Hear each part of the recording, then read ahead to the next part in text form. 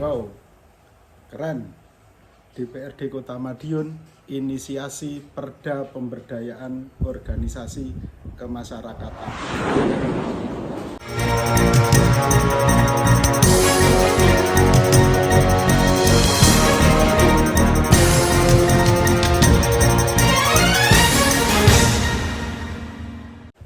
Assalamualaikum warahmatullahi wabarakatuh. Salam, Om Swastiastu, Namo Buddhaya, salam kebajikan, serta salam Nusantara. Rahayu, Rahayu, Rahayu. Bersama saya, Budi WKR, Wahana Kedaulatan Rakyat di channel Wong Kutha Miring Demangan Kota Madiun. Saudara-saudara, tentunya saya selaku LSM atau Ormas menyambut gembira penuh dengan sukacita atas inisiatif ini. Menurut saya, dengan perda ini nantinya bisa menghidupi organisasi kemasyarakatan, namun juga bisa membunuhnya. Kenapa bisa begitu? Mari kita kupas bersama berdasarkan Undang-Undang Republik Indonesia Nomor 17 Tahun 2013 tentang organisasi kemasyarakatan. Definisinya yaitu organisasi kemasyarakatan yang selanjutnya disebut ormas adalah organisasi yang didirikan dan dibentuk oleh masyarakat secara sukarela berdasarkan kesamaan aspirasi, kehendak, kebutuhan, kepentingan, kegiatan, dan tujuan untuk berpartisipasi dalam pembangunan demi tercapainya tujuan Negara Kesatuan Republik Indonesia yang berdasarkan Pancasila. Nah, seiring dengan longgarnya demokrasi, LSM atau Ormas berkembang begitu cepat, bak jamur di musim penghujan. Berdasarkan data Kemendagri sampai 20 Juni 2023, jumlah ormas yang tercatat di Indonesia ini terdapat 550.690 ormas atau LSM. Termasuk di Kota Madiun sejumlah 140-an tercatat di Kesbangpol. Spirit yang diusung Dewan tentunya untuk membantu percepatan pembangunan di Kota Madiun. Dengan perda ini nantinya pemerintah daerah akan mengalokasikan dana lebih besar untuk ormas. Dapat berbentuk dana hibah, program-program kepelatihan untuk peningkatan kapasitas, dan lain-lain.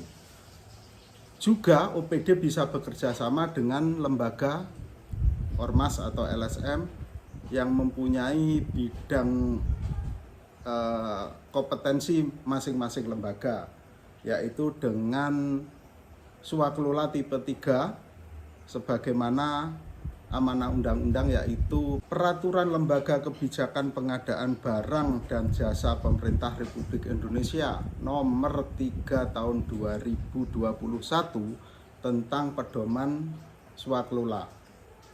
Dan ini merupakan kesempatan bagi ormas atau LSM bersinergi dengan pemerintah. Hal ini rupanya untuk melengkapi peran serta masyarakat dari berbagai unsur, khususnya ormas atau LSM. Sebab untuk pemberdayaan melalui Pokmas atau kelompok masyarakat di Kota Madiun sudah berjalan, yaitu dengan pekerjaan swakelola tipe 4. Misalnya seperti pavingisasi, pemasangan PJU, pengerukan saluran, pembuatan lapak UMKM, dan lain-lain yang nilainya puluhan miliar rupiah. Dan itulah yang membuat kita sebagai warga Madiun, kota ini menjadi pembangunannya melesat begitu cepat dalam waktu singkat. Bahkan hasil pekerjaan Pokmas berupa pavingisasi, tercatat rekor muri dengan pekerjaan 46.000 meter dikerjakan dalam waktu 60 hari di 27 kelurahan secara serentak. Namun, sebagaimana saya sampaikan di awal, bahwa dengan perda ini bisa menghidupi tapi juga bisa membunuh ormas yang ada. Saya katakan demikian karena untuk dapat melaksanakan pekerjaan swakelola tipe 3 ini ada syarat tertentu yang harus dipenuhi oleh ormas atau LSM tersebut. Misalnya berbadan hukum, Kementerian Hukum dan HAM, mempunyai tenaga ahli atau tenaga terampil tertentu sesuai dengan bidangnya, mempunyai struktur organisasi dan alamat kantor yang jelas. Bagi LSM yang memenuhi kriteria tersebut bisa mendapatkan pekerjaan. Namun bagi LSM atau ormas yang sekedar mendirikan lembaga tanpa tujuan jelas akan mati dengan sendirinya. Atau kalau tidak mati akan menempuh dengan cara yang tidak semestinya. Misalnya menjual sesuatu barang dengan harga yang tidak wajar. Contohnya kalender, kaos, asbak, dan lain-lain. Dengan mendatangi sekolah-sekolah, kantor-kantor, balai-balai desa, kelurahan, atau bisa juga dengan menggertak ke sekolah-sekolah, misalnya dengan adanya proyek yang seakan-akan terjadi penyimpangan. Kalau itu terjadi, abaikan saja, nggak usah takut. Itu justru menunjukkan bahwa ormas atau LSM tersebut tidak mempunyai kapasitas atau kompetensi sebagaimana LSM pada umumnya. Saudara-saudara, perlu saya sampaikan bahwa pekerjaan swakelola tipe 3 bukanlah pekerjaan fisik sebagaimana yang dilakukan oleh kontraktor atau rekanan.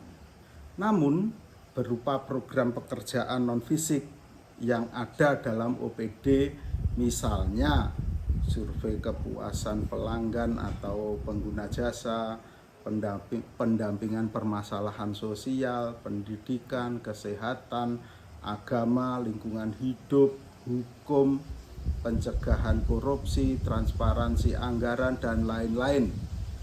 Nah, mana di antara bidang tersebut yang dimiliki oleh LSM atau ormas?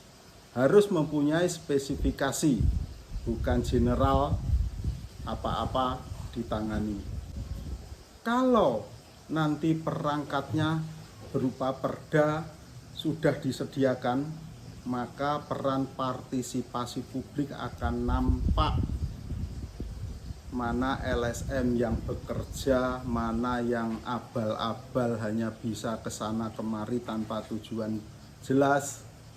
Saudara-saudara, sebenarnya LSM atau ormas dibentuk untuk berpartisipasi dalam pembangunan demi tercapainya Negara Kesatuan Republik Indonesia yang berdasar Pancasila. Kalau ada yang tujuannya menyimpang itu, perlu dipertanyakan keberadaannya. Dibentuk untuk keperluan keuntungan diri sendiri atau kelompoknya.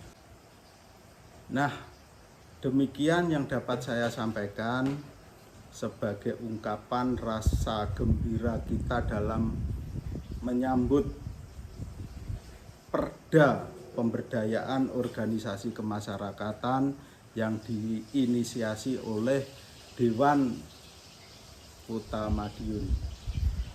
Saya Budi WKR, salam kejujuran, kita wujudkan Kota Madiun menjadi kota yang sejahtera, maju dan mendunia.